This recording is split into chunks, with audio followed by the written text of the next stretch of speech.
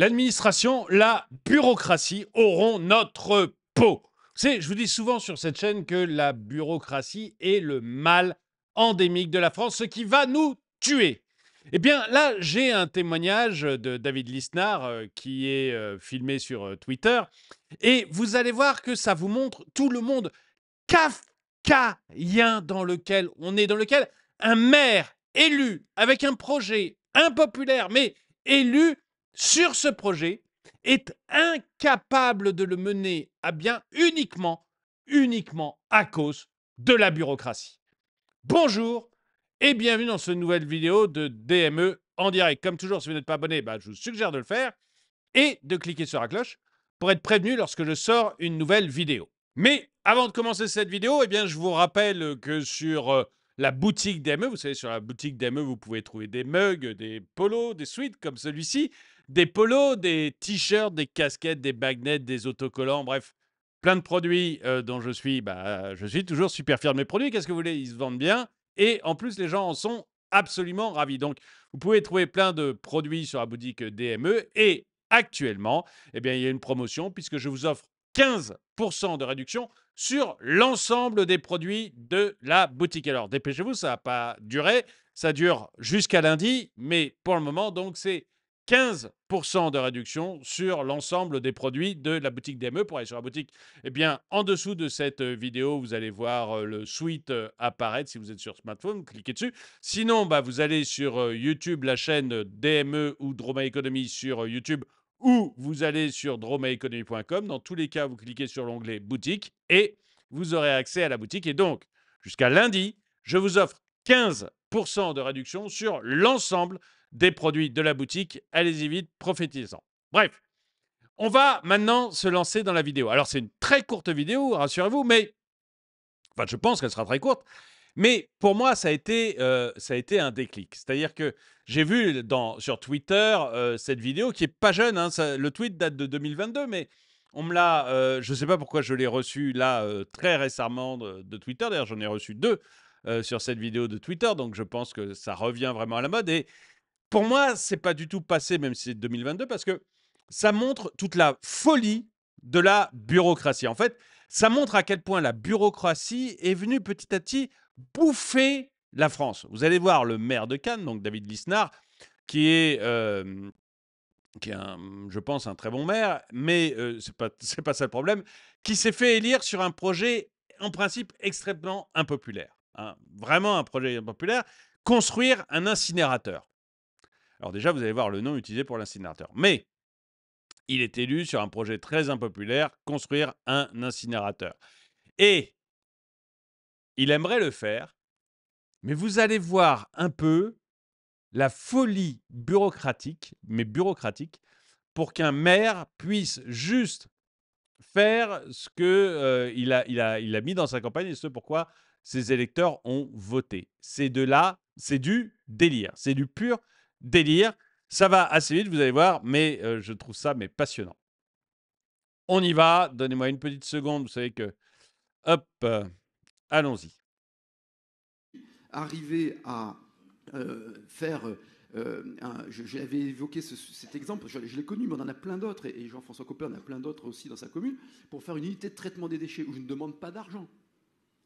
Une unité de traitement pour régler moi-même en circuit court mes déchets ménagers.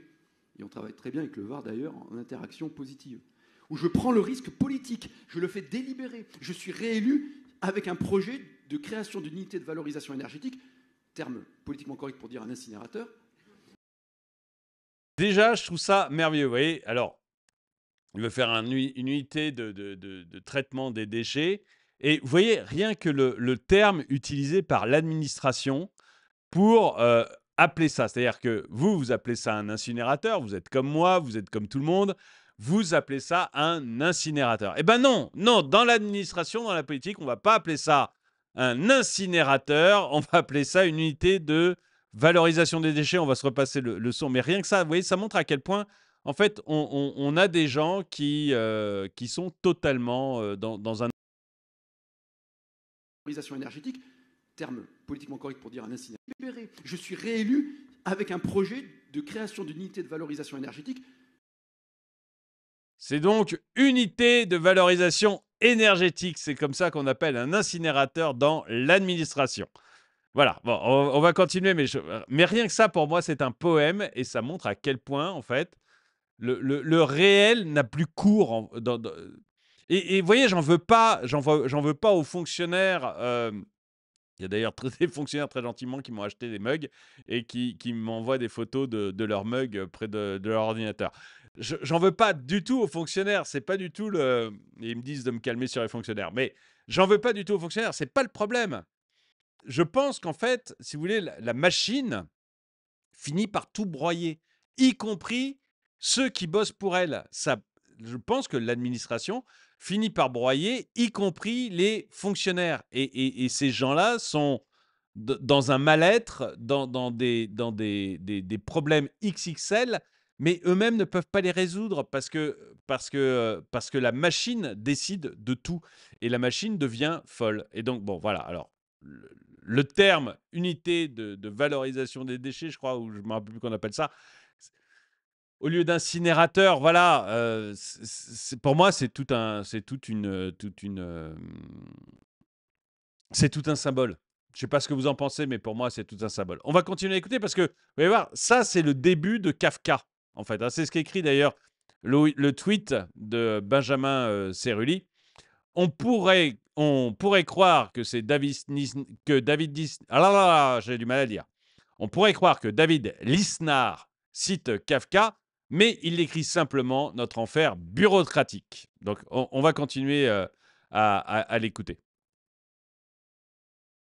Terme politiquement correct pour dire un incinérateur, sur ma commune, donc je l'assume, eh bien, je n'arrive toujours pas à le faire, tout simplement parce qu'il a fallu adapter le plan local d'urbanisme, c'est normal, je vais conclure, qu'il faut que celui-ci soit compatible avec le SCOT, le schéma de cohésion d'organisation du territoire, qu'il y a désormais des interscots qui doivent permettre, tout dans le respect de la directive territoriale d'aménagement, qui elle-même doit respecter scrupuleusement les principes du droit commun, de droit de l'urbanisme et des normes européennes. Je m'arrête à nouveau là, mais vous vous rendez compte le nombre de fonctionnaires là, en une phrase, il vient de citer trois documents administratifs, plus des règles nationales et européennes. Vous imaginez le nombre de fonctionnaires que ça emploie juste pour écrire ces machins, pour faire des scopes, des interscopes, faire des documents, des trucs, des papiers, enfin, on a une administration qui, vous voyez, c'est le laisser-passer à 38, quoi. On a une administration qui enfle, qui crée du fonctionnaire. Et encore une fois, j'ai rien contre les fonctionnaires. On vous propose un job, le job correspond à vos qualifications et au volume de travail que vous voulez faire et au salaire que vous souhaitez. Vous le prenez, j'ai rien contre vous. C'est parfaitement normal au titre individuel, c'est pas le problème, hein. Le problème, c'est la machine. Et c'est la machine qui crée du papier, en fait, qui crée de la masse. Et ces fonctionnaires, eh ben, il faut les payer. Donc la machine, elle crée de la bureaucratie crée encore plus de bureaucratie, et petit à petit, il faut payer le fonctionnaire. Donc ça crée de l'emploi, ça crée de l'impôt, ça crée de la taxe, ça crée des problèmes, ça crée des déficits budgétaires à 5,5% et des dettes à 3 000 milliards d'euros. Juste, ça enfle et on n'arrive pas à stopper la machine. Regardez, là, vous avez un maire quand même, David Lisnard, qui est relativement puissant dans le sens où c'est quand même une des têtes de liste des LR. Donc, c'est une voix qu'on entend de plus en plus. Donc, c'est un maire puissant. Mais il n'y arrive pas, quoi. Il est complètement bouffé lui-même par la machine. On a vraiment une machine qui a pris le contrôle de l'État. Qui doit désormais être complété d'un PADD, plan d'aménagement et de développement durable, auquel va être adjoint dans les prochains mois, et on travaille dessus des heures et des heures de réunion, un PDM, plan de mobilité urbaine. Le tout deviendra opposable puisqu'il est annexé à un document qui lui-même est normatif et qui doit en fait faire inscrire, une fois que tous ces documents permettent cette unité de traitement des déchets, après avoir réalisé les études 4 saisons qui par définition durent 1 an, que m'imposera l'ADREAL, eh bien, devra être inscrit au SRADET, ce que je ne pourrais pas faire parce que le président de la région ne veut rien inscrire sur le SRADET qui vient de Cannes. Donc, pour vous dire que toutes ces réalités-là créent par un excès parce que l'enfer est pavé de bonnes intentions. Parce que toutes ces règles partent, la loi climat et résilience, qui va organiser la pénurie du foncier et qui va surenchérir le foncier au moment où... Pardon, je m'arrête une seconde sur la loi climat et résilience. Vous voyez, c'est 2022. Donc déjà, moi j'en parlais sur ma chaîne, mais vous voyez que déjà les politiques savaient en 2022 que la loi climat et résilience allait créer de gros problèmes sur le foncier et allait donc empêcher la construction. L'année dernière, ça a été une année horrible pour les promoteurs immobiliers. Bouygues Immobilier est en train de licencier un quart de ses effectifs. Et ça a été une année catastrophique pour l'immobilier, notamment tout ce qui est promotion immobilière. Et tout ça, c'était prévisible. Vous voyez, en 2022, le tweet date de novembre 2022, on le savait. On le savait, mais la loi était là. Donc, bah tant pis, on va dans le mur. On sait que 2023, ça va être catastrophique, mais on va dans le mur. C'est la fête. C'est incroyable. Et vraiment, quand vous écoutez l'ensemble des règles administratives qu'il donne, mais on croit rêver. Je vous repasserai rapidement le passage sur les règles administratives, mais on croit rêver.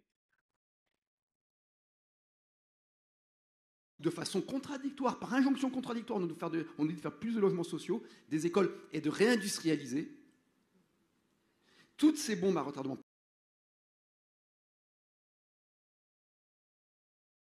Je prends juste 2 minutes parce que c'est pas très long. Je prends juste 2 minutes pour repasser l'ensemble des mesures administratives qu'il est obligé de faire, juste pour construire son incinérateur. Enfin, pardon, son unité de revalorisation des déchets.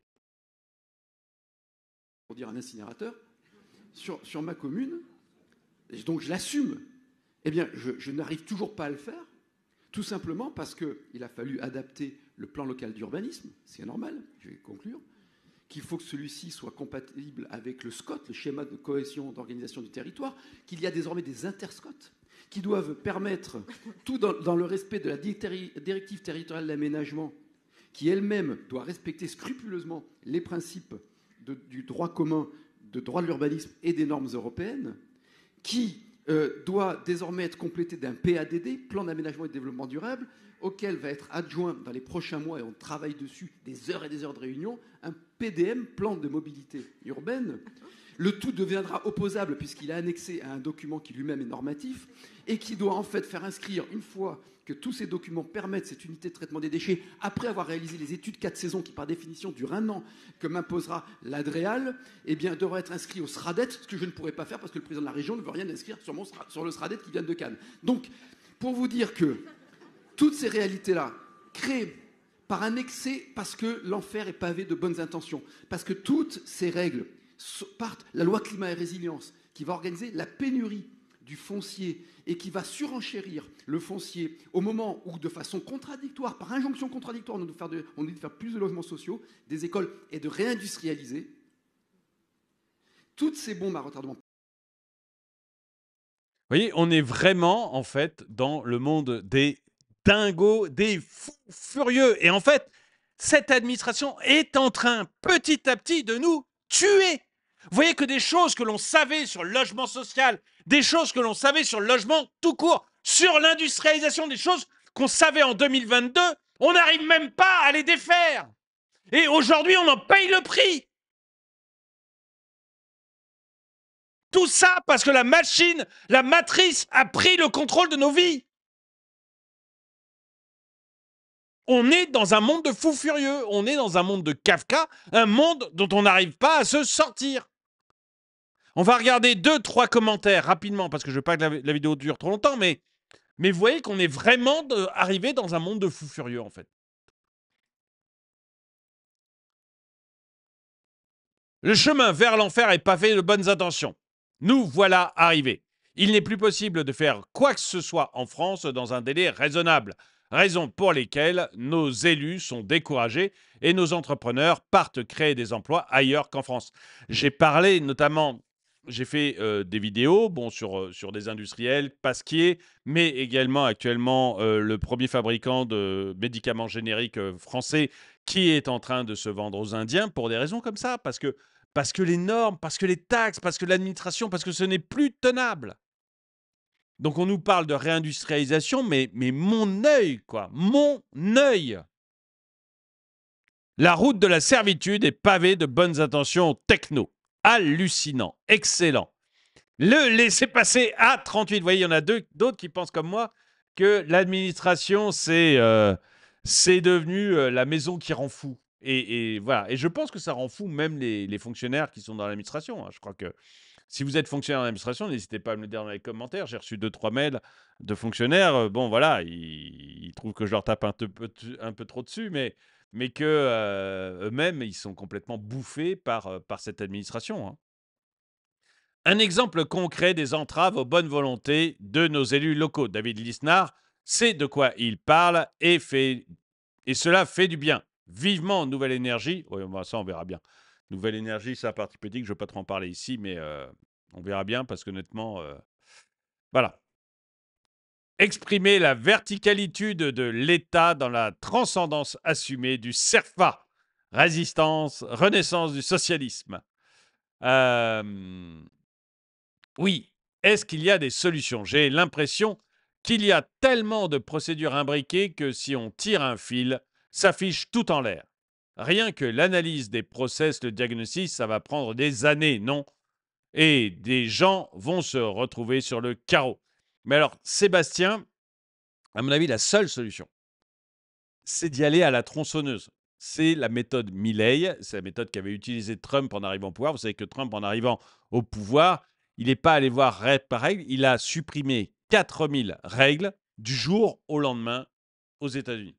Il a barré d'un trait de plume 4000 règles. Est-ce que vous avez vu les États-Unis s'effondrer? Donc en fait, c'est vraiment, je pense que c'est la seule solution, c'est ça. Là, Milei n'est pas allé dans le droit de l'immobilier règle par règle. J'ai fait une vidéo sur la réussite actuellement immobilière de Milei. Il n'y est pas allé règle par règle. Il a juste tout supprimé en disant c'est terminé. Et je pense que c'est la solution.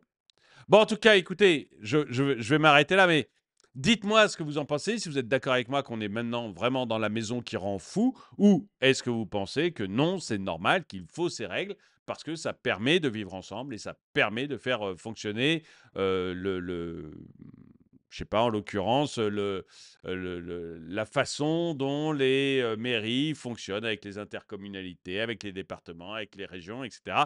Et que donc, c'est utile d'avoir toutes ces règles. Dites-le moi dans les commentaires. En tout cas, merci d'avoir regardé cette vidéo. Pensez bien à aller sur la boutique. Mettez un pouce vers le haut, commentez, partagez. Et moi, je vous dis à très bientôt.